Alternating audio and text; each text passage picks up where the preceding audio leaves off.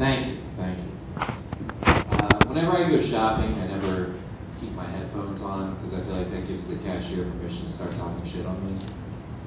Like they're gonna bring me up, I'm gonna be listening to something, and they're just gonna be thinking like, Jesus, look at the nose on that thing. He could trip a bear with that. Sir, where did you get Andre the Giant's nose? You should return that to its family. I do have a big nose, but I feel like I also have a big head, so it's proportionate. But if you like cut my nose off and took the nose off another regular person and put them on a table next to each other, it would look like a banana sneaking up on a Dorito. I'm a little background information on me. I'm a horrendous speller, just horrendous. And if they ever came up with like a law that said you had to be able to spell words you use in conversation before you could say them, I'd be in some pretty big trouble. I would be limited to like, I'm tired now, let's go sleep. And me hungry, let's go eat. And in real life, like if I saw a pretty girl at a wedding, I would go up, introduce myself, and say, would you do me the privilege of this dance?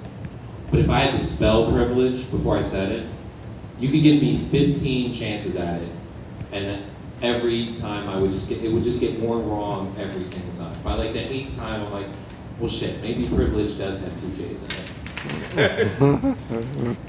And my handwriting is a complete disgrace. It's big, it's sloppy.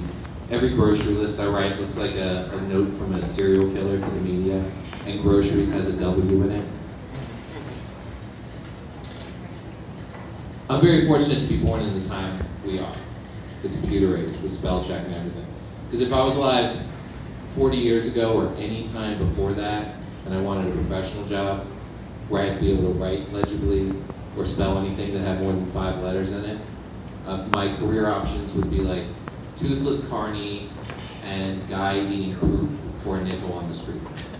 And even then, I would be like, can you round that up to a dime? It's a lot easier for me to count in 10s than it is in 5s.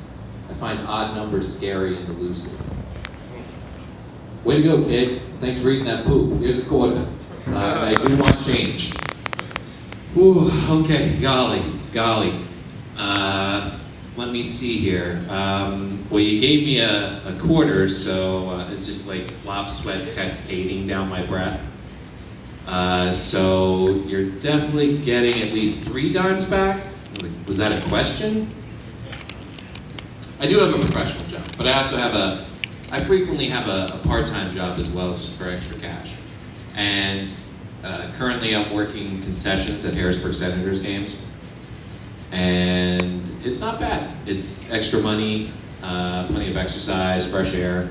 I get to walk around the park all day going like, wieners for sale, get your hot fleshy wieners here. Hey there, ma'am, your young son looks peckish. Perhaps you'd like to nibble on a wiener? So, first of all, you're clearly selling exclusively cotton candy. It's a job that employs mostly high school and college kids, so it's a lot of teenagers. And I'm 37. I'm not old enough that they like respect me or revere me for my wisdom, but I am old enough that they're highly suspicious of my motives for working there. Like, what's this like middle-aged guy taking this minimum wage job working with teenagers that requires almost no background check? So one night, the game's way over, the parking lot's empty. It's just me and this like 16-year-old girl walking back to the garage that all the employees have to park at. And she doesn't know me at all, and I can tell she's a little bit apprehensive. So I hang back to smoke a cigarette, give her a head start. Not a head start, that sounds like I'm hunting her. So you've got 3 minutes, luscious, make it count.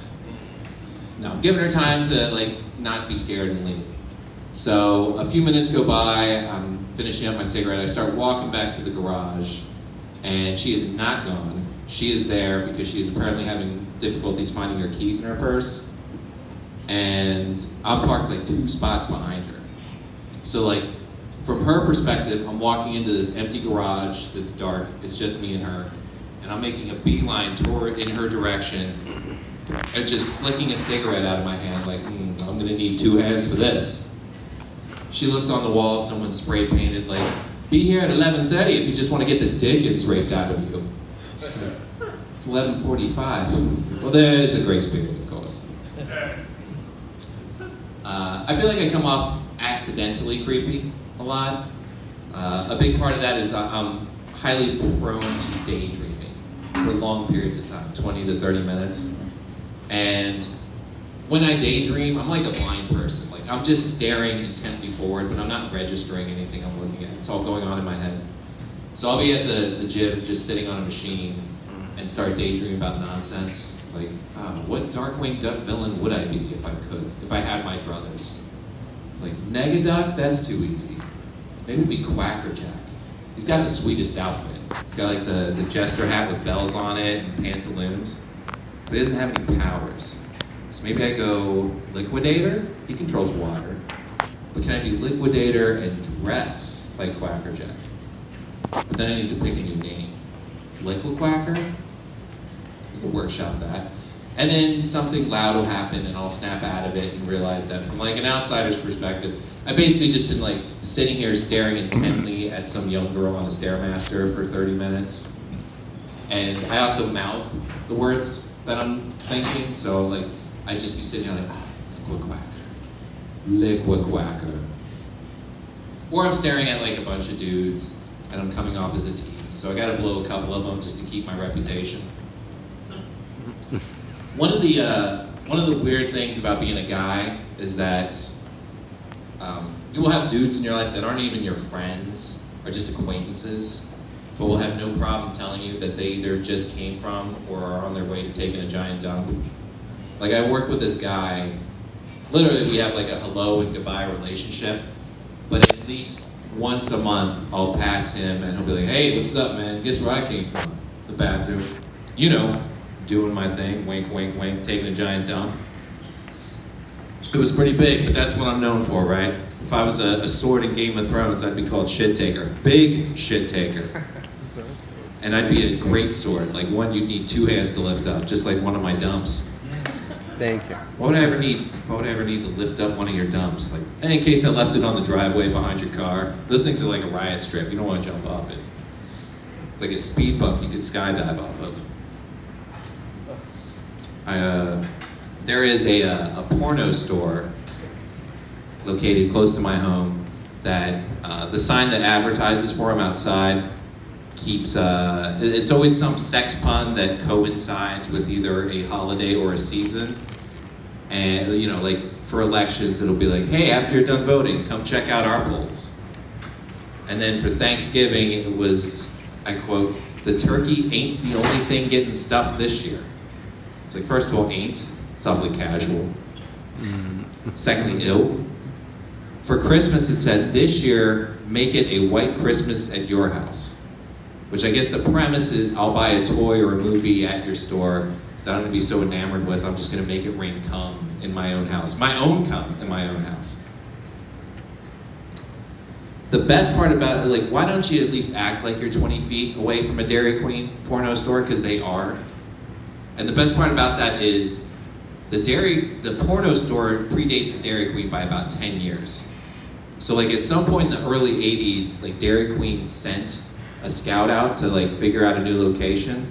And the guy was sitting in the parking lot like, this could be perfect. Lots of families nearby, lots of schools, neighborhood.